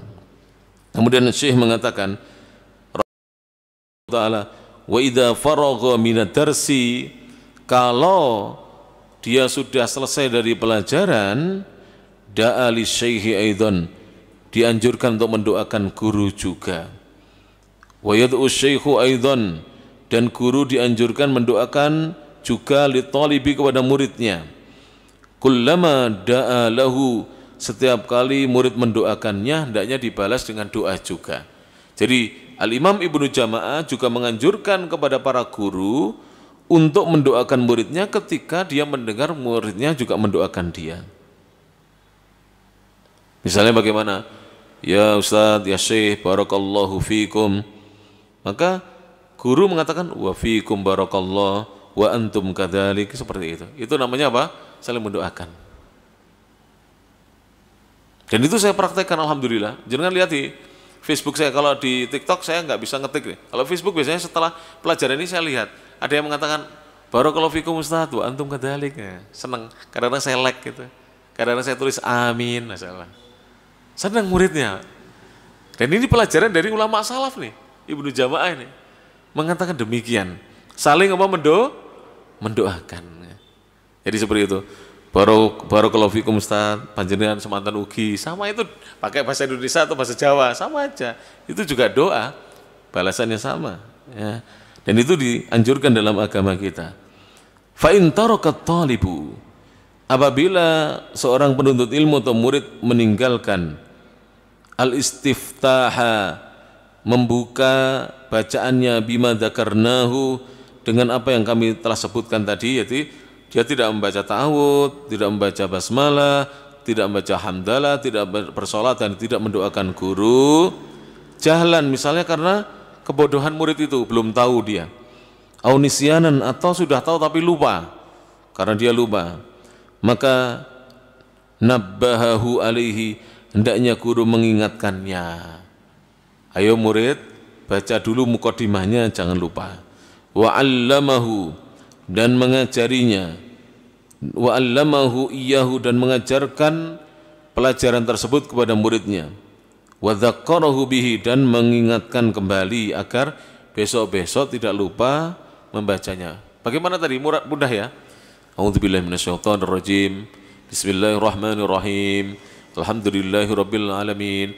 Wassalatu wassalamu ala asrafil anbiya'i wal mursalin sayyidina Muhammadin wa ala alihi wa sahbihi ajmain. Allahumma ighfir li syekhina, kan begitu biasanya. Wali walidayna wali masyayikhina walana, kemudian wali jami'il muslimina, amin. Baru baca kitabnya, kan gitu. Itu diingatkan supaya murid membaca itu, karena isinya doa berjamaah. Fa innahu min ahammil adab, karena sungguhnya membuka pelajaran dengan puji-pujian. Tadi dengan apa? Ta'awud dulu, basmalah, berarti basmalah kan pujian kepada Allah ya. Dan ba di situ ba isti'anah artinya. Apa artinya bismillahirrahmanirrahim? Pernah belajar kan? Bismillah itu artinya apa? Dengan memohon pertolongan kepada Allah ya, yang Maha Pemurah dan Maha Penyayang, aku memulai membaca kitab ini. Segala puji hanya milik Allah. Salat dan salam tercurahkan kepada Nabi Muhammad SAW, keluarga dan para sahabatnya. Ini tawasul dengan amal soleh ini, puji-pujian. Kan doa kalau tidak diiringi sholawat diterima apa tidak? Sulit untuk diterima oleh Allah Subhanahu. Karena sholawat itu termasuk hal yang bisa apa? Menyebabkan mudahnya terkabulnya doa. Kalau tidak percaya, jangan coba baca sholawat saja. Yang penting sholawatnya sunnah lah, ada tuntunannya. Tidak berdoa, hanya sholawat saja. Yakin keinginan kita akan dipenuhi oleh Allah. Panjenengan tahu kisahnya Nabi Dhunnun, siapa Dhunnun? Yunus alaihissalam. Ketika ditelan ikan hut, ikan yang besar, entah paus atau hiu, tidak disebutkan, yang penting ikan besar. Lalu setelah dia berada di dalam perut ikan yang gelap, dibawa oleh ikan itu turun ke dasar lautan. Dan waktu itu di tengah gelapnya malam, berarti 3 kegelapan. Kegelapan perut ikan, kegelapan dasar lautan, dan gelapnya tengah malam. Apa yang dibaca oleh beliau? Hampir-hampir di situ tidak ada unsur doanya. Unsurnya hanya pujian tauhid dan pengakuan dosa. La ilaha illa anta subhanaka inni kuntu minadz dzalimin. Mana? Ya Allah tolong ada? Tidak ada. Tapi ditolong oleh Allah tidak? Ditolong. Karena Allah itu tahu hatinya manusia, dia ingin selamat. Tapi dia memberikan pujian kepada Allah dengan tauhid. La ilaha illa anta, tidak ada ilah sembahan yang berat disembah melainkan hanya Engkau. Subhanaka, pujian, maha suci Engkau ya Allah. Inni kuntu, pengakuan, minadz dzalimin, sebelumnya aku termasuk golongan orang-orang yang berbuat zalim, meninggalkan kaumku padahal mereka belumlah didakwai dengan betul-betul dakwah yang panjang dan lama dan sabar. Karena beliau sudah buru-buru pulang ketika kaumnya menolak dakwahnya. Kan harusnya tidak seperti itu, dai itu. Dan ini pelajaran bagi para dai. Kalau ngajar jangan melihat muridnya sedikit, tidak mau mengajar, tidak. Terus mengajar. Mau muridnya 1, 2 tetap mengajar. Pondok-pondok pesantren yang sekarang santrinya ribuan itu diawali dari hanya 1, 2 orang di suro langgar kecil. Sekarang pondok pesantren terbesar di Indonesia apa? Lirboyo, Hidayatul Mubtadiin. Ada yang mengatakan santrinya 45.000, ada yang mengatakan 60.000, Pak. Nomor 2 Gontor Ponorogo Darussalam, kalau tidak salah, atau Al-Falah Ploso itu antara 17.000 sampai 25.000. Nomor 3 itu Tebuireng, pondoknya Gus Dur itu, Kiai Haji Hasyim Asy'ari rahimahullah, itu sekitar 7.000 ke atas. Itu diawali dari suro kecil, langgar kecil. Pesantrennya, markasnya Syekh Mubil di negeri Yaman, itu diawali hanya musola kecil. Syekh Mubil pulang dari Madinah mengajar anak-anak baca Quran, belum belajar kitab, belum belajar nahwu shorof. Bahkan ketika Syekh Mustafa Al-Adawi dari Mesir datang, itu tidak tahu yang ditemui itu Syekh Mubil, karena beliau macul. nyangkul di sawah. Terus ditanya oleh Syekh Mustafa dari apa? Dari Mesir. Saya ingin bertemu dengan Syekh Mukbil, ulama hadis dari Madinah. Tunggu sebentar. Beliau masuk rumah mandi karena berkeringat kan. Keluar, saya Mukbil bin Hadi. Kaget, loh tadi yang majul itu ternyata saya Mukbil. Terus diajak masuk rumah. Terus kemudian ketika mulai sholat beliau kaget. Mana murid-muridnya saya Mukbil? Anak-anak, bayi, bocil, kecil-kecil. Ternyata sekarang muridnya, terakhir beliau sebelum meninggal ribuan, lebih dari 6.000 orang. Itu diawali dari kecil. Ulama-ulama itu telaten dan ikhlas. Makanya hasilnya besar berjamaah rahmati Allah Subhanahu wa taala. Bahkan kesesatan itu kalau ditekuni ya banyak pengikutnya, ya enggak, Pak? Tahu enggak? Judol ya, judol, preso mboten judol. Judi online. Itu pengikutnya banyak, wong omsetnya aja 200 triliun per tahun. Judi online itu. Karena istiqomah promosikan lewat Facebook apalagi, Pak. Itulah judi online ya ta? Di Facebook itu semua orang ngopo iki? Oh ini Ustaz jangan diklik, itu judi online katanya. Di istiqomah. Jadi MAG ini kalau diumumkan istiqomah, lama-lama ini nggak cukup ini, Pak. Istiqomah terus berapa tahun lagi tidak cukup ya. Apalagi bapak-bapak putranya di pesantren kan, di madrasah kan, masya Allah tabarakallah. Waqad waradal hadithu, dan sungguh telah datang sebuah hadis ya, fi ibtida'il umur al-muhimmati, agar memulai perkara-perkara penting bihamdillahi ta'ala, dengan memuji Allah ta'ala. Wahada minha, dan ini termasuk dari ya perkara-perkara yang penting. Jadi ada hadis agar kita memulai perkara-perkara penting dengan baca apa? Alhamdulillah, pujian kepada Allah Subhanahu wa taala. Kemudian poin atau bab yang ke-13, ats-tsalitsa asyara, yang ke-13, an yuraghiba baqiyat talabati fit tahsili, agar guru memberikan motivasi dan dorongan baqiyat talabati, kepada murid-murid yang lain, fit tahsili, untuk semangat mendapatkan ilmu. Tahsil itu semangat untuk memperoleh mendapatkan ilmu. Jadi kadang-kadang murid itu, Pak, kami pengalaman jadi guru lama. Saya jadi guru sejak tahun 96. Saya mengawali dari guru MI sampai sekarang ini saya tetap jadi guru. Jadi selain saya dakwah begini, saya guru, Pak. Yang belum itu saya mengajar TK. Jadi belum ada pengalaman saya TK. Tak kuliah dulu ya, wangel ya, ngajar TK ya, Pak. Ngolek pipis piye carane, Pak? Cawi IG, lek nangis terus budi itu kan harus kuliah PGTK dulu berarti kita ya. Ya. Saya yang belum TK, Pak. SD, MI sudah pernah, sekarang tidak ngajar lagi SD. SMP sudah pernah. Tapi sekarang saya hanya ngajar SMA dan perguruan tinggi. Yang belum pernah, saya belum pernah punya pengalaman ngajar TK, Pak. Gimana ya pengalamannya? Nanti buatan ngajar TK. Gimana, Pak? Bagaimana menenangkan anak kecil itu? Jangan-jangan kalau guru TK itu laki-laki cowot terus muridnya itu. Ya, makanya guru TK itu ibu-ibu supaya telaten, Pak. Nanti ngompol digantikan, ya tahu? Bu, nah itu ustadzah ini. Kalau bapak-bapak, wah, kan mulai le. Mungkin ini gembol. Ya. Jadi guru memberikan motivasi kepada murid. Kadang-kadang murid itu ada yang loyo, Pak. Saya tidak tahu apakah dia agak sakit, apakah uang sakunya habis, atau dibully temannya, kan macam-macam di pesantren itu. Maka kita memberikan motivasi kepada murid untuk semangat memperoleh ilmu. Wa yadullahum, dan menunjukkan kepada mereka ala atas madonihi, apa saja yang guru mengetahui bahwa hal itu adalah disangka bisa mendatangkan ilmu dengannya. Wa yasrifa anhum, dan hendaknya guru berupaya memalingkan dari muridnya al-humuma, kesedihan dan kegundahan, al-mushghilata, yang menyibukkan murid anhu, dari belajarnya. Kadang-kadang murid kalau sedih itu sibuk.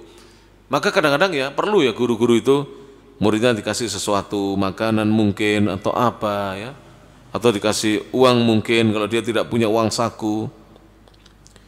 Wa yuhawwina alaihim mu'natahu, dan berupaya meringankan atas murid-muridnya mu'natahu, beban hidupnya. Ini saya alami ketika saya belajar dengan para guru kita. Jadi guru-guru kita, para kiai itu, kalau kelihatan santrinya dulu ya, zaman dulu ya, tidak punya uang saku itu disuruh makan ke dapur. Wis kono ndang mam ning mburi nyuwun bunyai kono. Dulu itu begitu. Jadi kita tidak takut lapar, Pak. Dulu begitu kita, ngalami kita. Jadi kalau tidak bisa makan, sampai sekarang ketika kami di Saudi itu sering saya dipanggil kami. Pokoknya kalau dipanggil syekh itu sewenang ya bawaannya. Minimal apa? Iya, bener. Kalau tidak dikasih makan, dikasih duit, kasih kitab, antara itu, Pak. Yang belum saya dipanggil untuk dijadikan menantu belum, Pak. Itu wong Arab soalnya.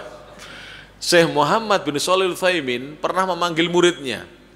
Akhirnya jadi menantunya. Fulan ke sini. Kaget dia. Jadi beliau cerita ke saya, syekhnya itu. Saya dipanggil Syekh Muhammad bin Shalih Al-Utsaimin. Saya takut sekali. Jadi beliau adalah Syekh Profesor Dr. Khalid bin Abdullah Al-Muslih. Dulu belum profesor beliau, dulu masih S1. Dipanggil Syekh Al-Utsaimin.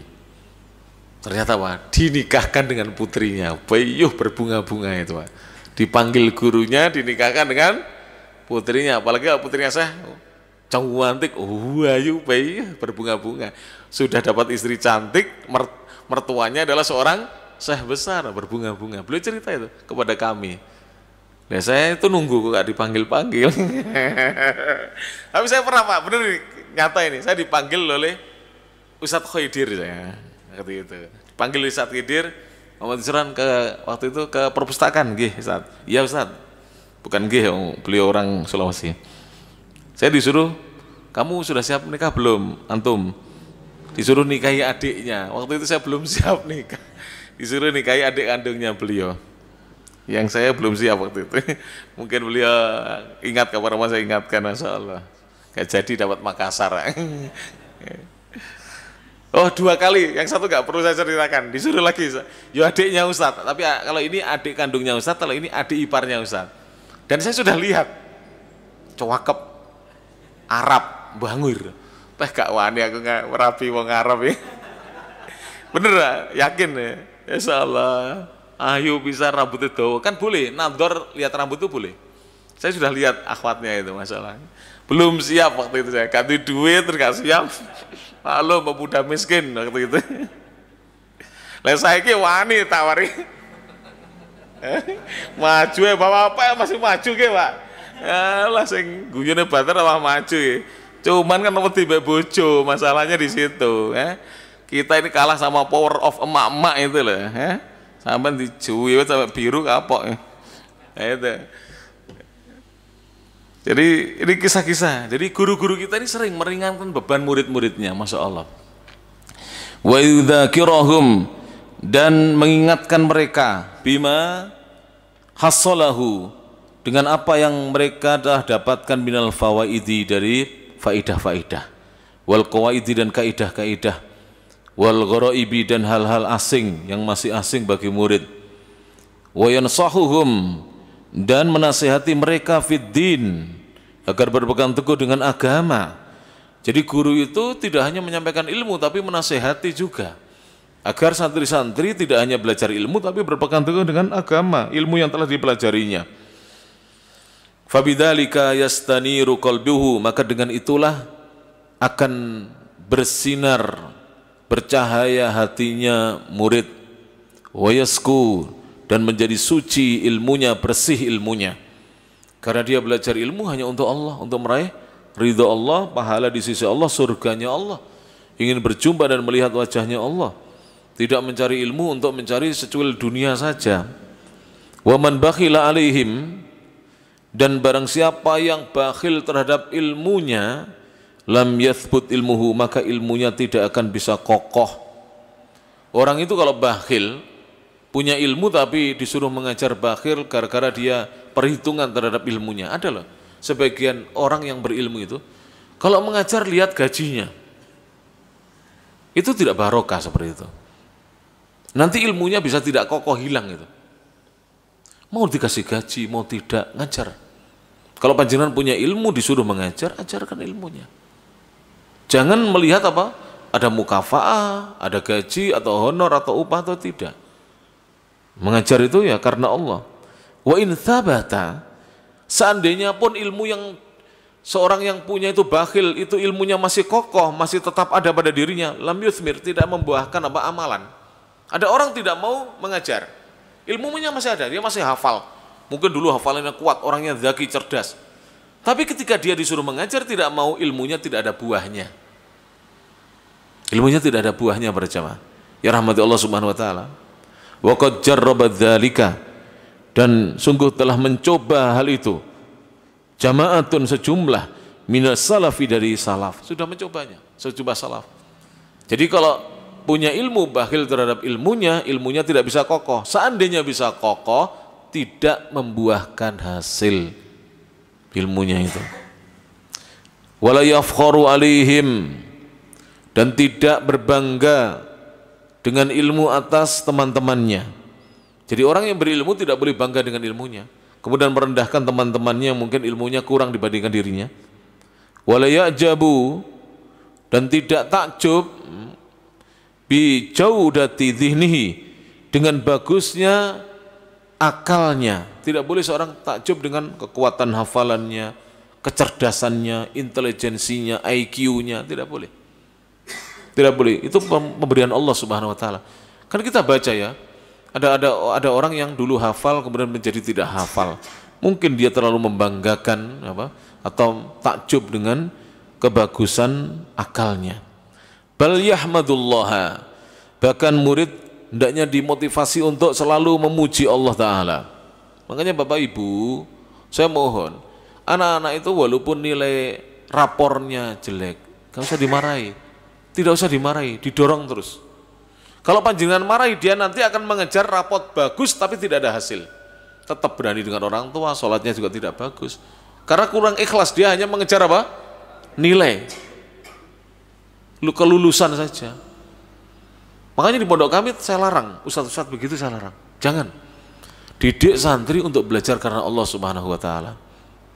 Kalau ada santri yang kurang jangan direndahkan. Kalau ada santri yang pintar tidak usah dipuji-puji setinggi langit. Nanti dia malah sombong dengan ilmunya. Na'udzubillahi min dzalik. Ala dzalika, atas hal itu, wa yastaziduhu minhu, dan meminta agar murid menambah bidawami syukrihi, untuk merutinkan syukurnya kepada Allah Subhanahu wa taala. Meminta agar murid menambah syukurnya kepada Allah Subhanahu wa taala karena dimudahkan untuk mencari ilmu. Sudahlah anak, alhamdulillah kamu masih bisa belajar. Dulu ayahmu, bundamu, dulu abi dan umimu itu sekolahnya hanya SMP nak. Kamu bisa sampai SMA, alhamdulillah.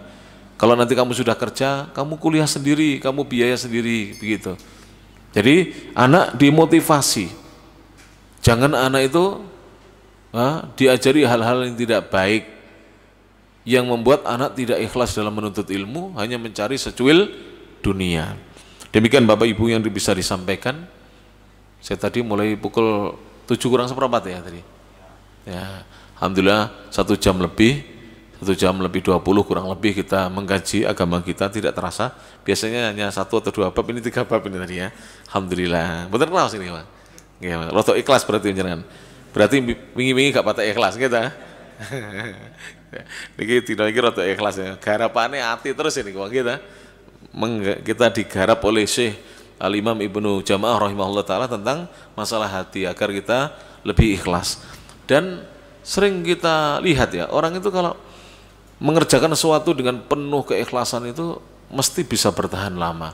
Panjenengan kerja apa saja kalau ikhlas itu bisa menikmati pekerjaannya, tidak banyak mengeluh. Tapi kalau kurang ikhlas itu tidak bertahan, sebentar keluar, cari kerja lagi, sebentar keluar, karena kurang ikhlas. Tapi kalau ikhlas bisa bertahan lama. Menambah pekerjaan boleh, tapi jangan mudah keluar-keluar dari pekerjaan. Nasihat saya. Menambah pekerjaan boleh, panjenengan pagi sampai sore kerja ini, nanti malam kerja apa, bagus. Di Saudi itu saya nemui ikhwan-ikhwan kita, ikhwan Saudi maupun ikhwan Indonesia. Itu pagi sampai sore itu kerja di apa gitu, misalnya di rumah sakit. Nanti malam itu kerja di kantor yang lain. Cari tambahan. Apa itu namanya? Sampingan ya, sampingan. Seperti itu, bagus itu. Ada di tempat saya tuh, kalau pagi dia guru di sini, sore guru di tempat saya. Gitu. Bagus itu, dapat 2 gajinya ya kan? Alhamdulillah. Baik pegawai negeri atau pegawai swasta. Yang penting kalau pegawai negeri, jangan mengajar di luar di jam-jam kerja yang kita dibayar. Haram itu nanti tidak boleh. Kalau pegawai negeri ya, pegawai swasta juga sebenarnya begitu. Nah, jadi kalau kita mengajar atau mencari tambahan ceperan ya, kalau orang Pare bilang ceperan, sampingan itu harus di luar jam kerja yang kita wajib. Di luar itu silahkan cari ceperan berjamaah, ya rahmati Allah Ta'ala. Demikian bisa disampaikan, mudah-mudahan bermanfaat. Ada pertanyaan mungkin Bapak Ibu? Wonten nggih. Monggo silahkan ditanyakan. Ini Ustaz, ada pertanyaan di sini, Pak. Dari WA dulu. Ustaz. Oh, dari WA dulu, monggo nggih. Ustadz minta motivasinya agar kami tetap semangat hadir di kajian yang temanya berat atau ustadznya membuat ngantuk. Ya. Tayyib. Saya rasa sama Bapak Ibu dengan kami, sama dulu kita belajar. Pasti ada ustadz favorit, ada ustadz tidak favorit, ada syekh favorit, ada syekh tidak favorit. Ada kiai yang kita senangi, ada yang kita malas. Ya. Lihat aja orangnya udah ngantuk misalnya. Ya, ada yang seperti itu, bukan tidak ada. Maka yang paling penting adalah ikhlaskan niat, walaupun nanti betul-betul datang itu memang mengantuk, ikhlaskan niat. Yang penting itu. Itu tipnya pertama adalah mengikhlaskan niat. Kemudian ya, kalau guru kita yang mungkin kurang menarik dalam mengajar itu, ternyata yang diajarkan ilmu yang penting, maka kita tanamkan dalam hati kita, saya ingin paham ilmu itu. Makanya panjenengan, saya mohon maaf, saya mau tanya. Dulu bapak-bapak ketika senang sepak bola, nonton bola itu, sampai sekarang kan masih senang ya. Kalau pertandingannya malam hari atau dini hari, ngopi dulu apa tidak? Dulu bahkan kakek saya itu gini, ngolo sampai nonton bal, kakek saya kan dari Malang, ngomong nonton, menika nonton bal-balan, yo, lek nonton bal, turu dhisik awan dan bubuk, ngubengi ben iso tangi, apa gitu ya, persiapan ya, gitu. Nah, persiapan supaya diri kita siap menerima ilmu. Kemudian tip yang ketiga ini Pak, mencatat. Mencatat itu kadang menghilangkan kebosanan itu. Jadi mencatat pelajarannya. Mencatat itu tidak semua apa yang diucapkan guru dicatat, poin-poinnya, namanya ru'usul aklam. Kalau istilah Inggrisnya the body of knowledge. Nah, itu loh Pak. Ngerti apa enggak ya?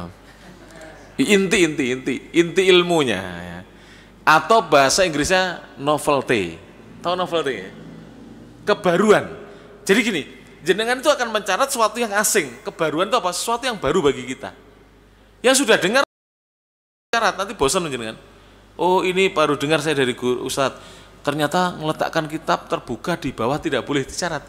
Tidak boleh meletakkan kitab apalagi mushaf Al-Quran di lantai dalam keadaan terbuka. Ini namanya novelty, kebaruan gitu. Ya itu tulis itu. Itu nanti menghilangkan kebosanan dan nanti tiba-tiba panjenengan itu menjadi cinta dengan guru yang awalnya jenengan benci atau jenengan agak kurang srek gitu. Bisa dipahami ini? Nah, 3 aja dulu. Engko papat malah gak apal ya setelah.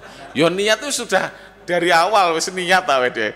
Kan tadi ikhlas loh, saya bilang ikhlas itu niatnya itu. Harus dari awal memang harus ikhlas. Ya, ikhlas dulu, ikhlas mencari ilmu. Ya seperti itu. Tapi hati kita nggak bisa dibohongi, Pak. Saya ingin jenengan ngeten mawon, kula ngapunten. Panjenengan bujangan, bapak-bapak ini masih bujangan, bayangkan 40 tahun yang lalu Pak, masih bujangan ditawari gadis, yang satu ndek gak pate ayu, satu dhuwur wayu putih, milih putih. Ya itu sebenarnya normal kita milih guru yang pinter, yang menerangkannya jelas mudah, itu normal, hal yang normal saja. Tapi kalau yang dhuwur ayu putih gak gelem karo sampean gelem, kan beda keyakinan ya. Yang satu yakin mau, satu yakin tidak mau. Maka jenengan kan mau gak mau harus pilih yang dia gak pate ayu. Ya kudu di ikhlas nih, ngoten lho Pak. Kan rasane podo paling. Saono jenengan lho ya. Wes, wong Singosari belah ini. Masya Allah, tabarakallah. Nggih, pun ngoten mawon nggih. Jawabannya. Ya. Baik. Nggih, silakan. Dari ruangan silakan yang mau bertanya. Monggo Bapak, nggih, silakan. Ya. Saya mau nanya, derajatnya itu lebih tinggi mana?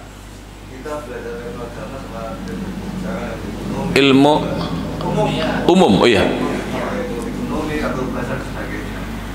Karena kan kita sebagai orang muslim kan tujuannya adalah mencari ilmu yang berusaha bermanfaat di akhirat gitu kan. Iya.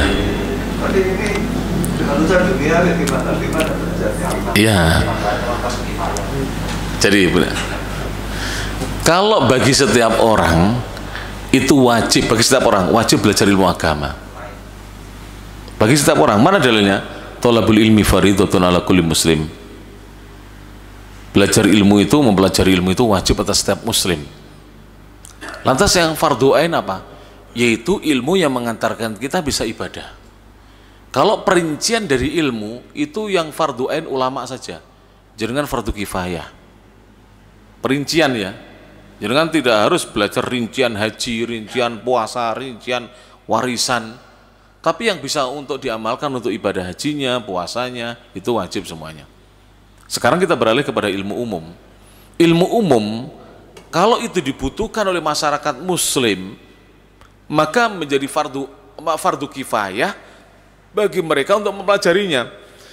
Jika sudah ada yang belajar satu orang atau dua orang dan itu mencukupi masyarakat muslim, yang lain tidak berdosa. Tapi kan kadang-kadang ada orang itu, dia mungkin kalau belajar ilmu agama di perguruan tinggi kurang semangat. Dia mencukupkan belajar agama di masjid-masjid. Lalu dia kuliah umum karena dia ingin dapat rezeki dari Allah. Boleh.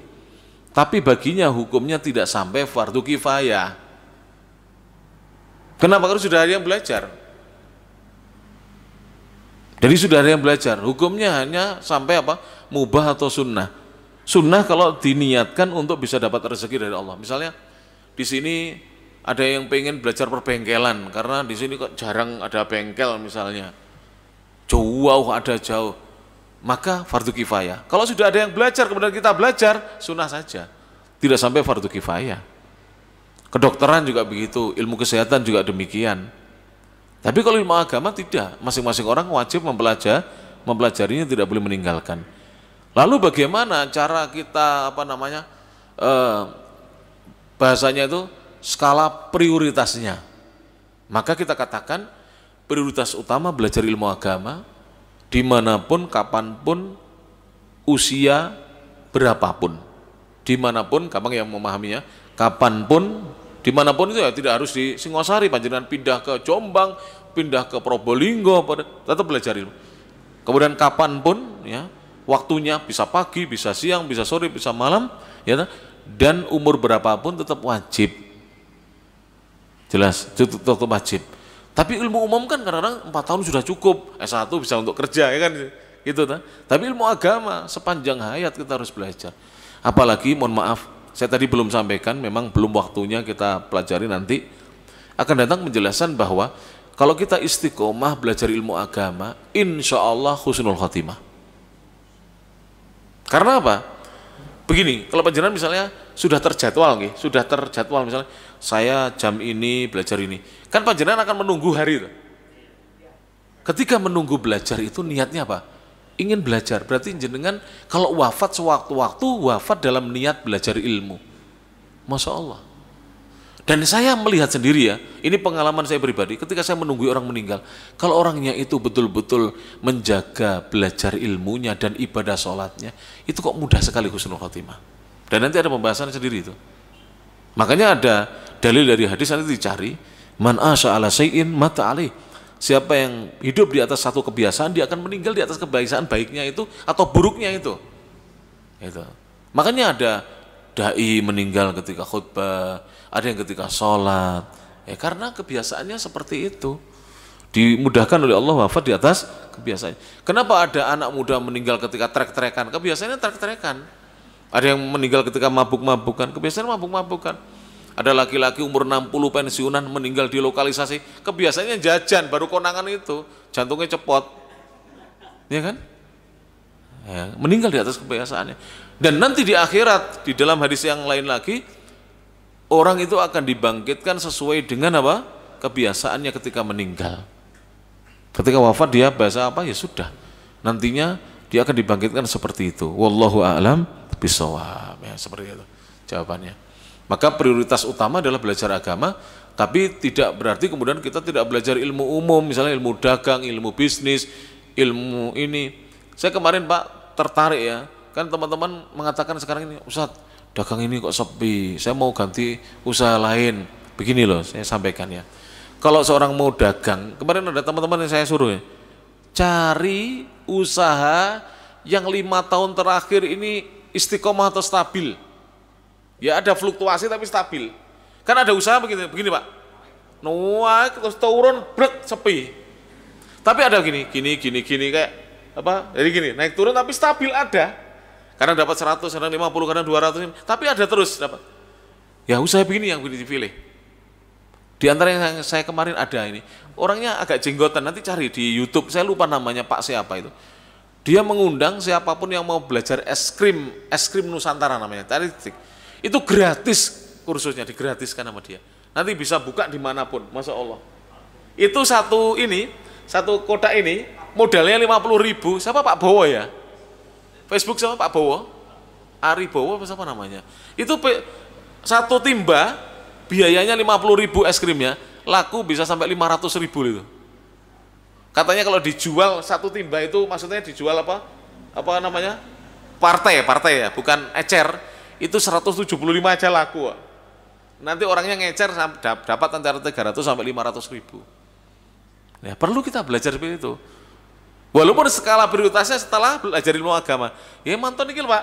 Jenengan kanca-kanca sing duwe kolam lele napa jenengan tindak mriko gitu. Di pesantren kami, Pak, boleh belajar tapi kalau beliau mau mengizinkan. Ada santri kami dari Madura. Dari Sampang, Madura. Namanya Haji Baitowi, sudah usia 37 tahun, santri kami. Santri kawak-kawak. Saya punya santri itu tua-tua. Beliau itu punya formula pakan ayam, kalau saya katakan apa herbal apa itu namanya? Organik, tanpa bahan kimia. Ayam 2,5 bulan kemarin sudah dipraktekkan dan sering dipraktekkan. Itu beratnya 1 kilo, 2,5 bulan. Ayam ayam bukan potong loh, ayam kampung, itu 1 kilo sudah beratnya, dan bisa laku 40.000, organik, tanpa bahan kimia. Ada lagi, saya lihat, panjenengan kalau pengen lihat, di pecah telur Pak, ada YouTube-nya, ada Facebook-nya, itu pecah telur itu ada orang pelihara gurami, hanya dikasih makanan daun-daunan, kok iso gede ya, wiran kula kian, Masya Allah. Daun-daunan, tidak perlu. Jadi kita jangan tergantung dengan pakan pabrik Pak, dipermainkan harganya kita. Kita harus bisa produksi sendiri. Akal ini dipakai Pak, kita diberi oleh Allah akal ini. Belajar ngoten lho, jenengan teng Kediri belajar nopo, jenengan pengen bisnis mobil, belajar Mas Kacung lho, rada ngerti sunah diri. Kacung Tulungagung belajar. Mas aku tak ning kene seminggu Mas. Ya, tapi jong lirik bojone nggih. Soale wedake kantil. Jadi jenengan belajar di sana, Mas saya tinggal di sini, mau belajar permobilan Mas, Pak pasti boleh, tidak mungkin ditolak para jamaah, ya rahmati Allah Ta'ala. Jadi kan kalau mau pengen belajar apa saja di Pare banyak Pak, ya bisnis-bisnis yang tangani ikhwan-ikhwan kita, nanti saya izinkan, belajar saja, bisa Pak.